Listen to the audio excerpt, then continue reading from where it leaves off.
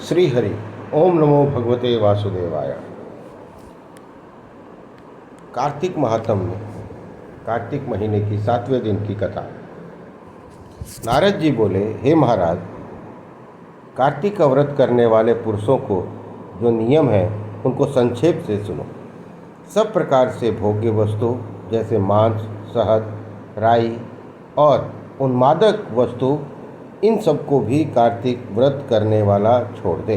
देवता, वेद, ब्राह्मण, गुरु, गौ, स्त्री और राजा, इन सब की तथा बड़ों की निंदा कार्तिक व्रत करने वाले मनुष्य छोड़ दे।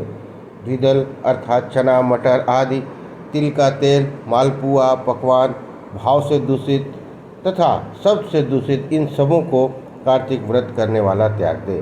प्राणी के अंग का मांस, चूना, जम्भीरी, नींबू, अन्नों में मसूर जो मांस के समान है, तैसे ही जूठा अन्न, इन सबको कार्तिक व्रत वाला न खाए।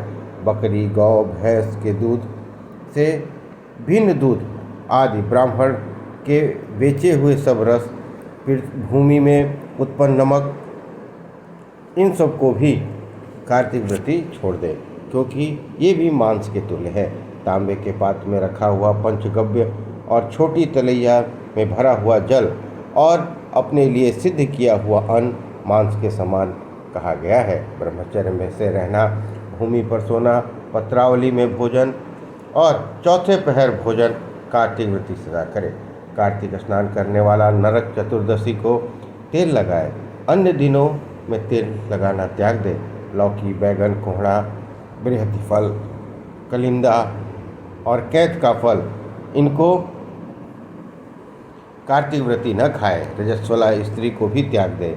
और मलेच्छ, पतित, नीचकर्मी तथा ब्राह्मणों के द्वेषी और वेद के से बाहर चलने वाले, इन सबों से कार्तिक व्रत वाले करने वाला बात भी न करे। पूर्व वार्ताओं द्वारा कहे हुए अन्न और सूतक अन्न को, 2 बार पकाए हुए अन्न को और जले हुए अन्न को कार्तिक व्रती न खाए। इन पदार्थों का व्रत करने वाला सब व्रतों में वर्जित करे और अपनी शक्ति से विष्णु की प्रसन्नता के लिए कृच्छादि व्रतों को भी करे। कुम्हड़ा, बृहति फल, तरुणी शाक, मूली, बेल, कलिंदा, आंवला, नारियल, लौकी, परवल, बैंगन, बेर, लौकी शाक तथा तुलसी शाक, ये शाक क्रम से प्रतिपाद आदि तिथियों में वर्जित है। तैसे ही रविवार को आंवले का व्रती सदा त्याग करे।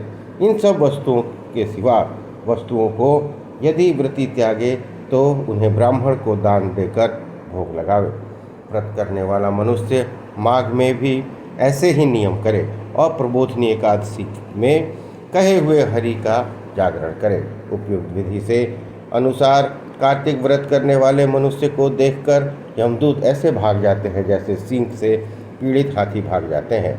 विष्णु का व्रत करने वाला एक हो तो भी श्रेष्ठ है और 100 यज्ञ करने वाला श्रेष्ठ नहीं है, क्योंकि यज्ञ करने वाला स्वर्ग जाता है और कार्तिक व्रत करने वाला वैकुंठगामी होता है। इस पृथ्वी में भुक्ति और मुक्ति देने वाले जितने तीर्थ हैं, ये सब कार्तिक व्रत करने वाले मनुष्य की देह में निवास करते हैं। विष्णु के वाक्य के प्रेरित इंद्रादिक देवता कार्तिक व्रती की इस तरह रक्षा करते हैं जैसे सेवक अपने राजा की रक्षा करता है। विष्णु व्रत करने वाला जहाँ पूजित होकर स्थित रहता है, वहाँ ग्रह, भूत, पिशाच आदि नहीं रहते।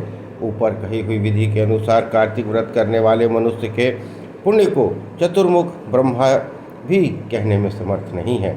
जो मनुष्य विष्णु को प्रिय, संपूर्ण पापों का नाश करने वाला और अच्छे पुत्र और धन्य धान की वृद्धि करने वाला जो कार्तिक व्रत है उसको नियम से करता है, उसको तीर्थों की यात्रा और सेवा का प्रयोजन है।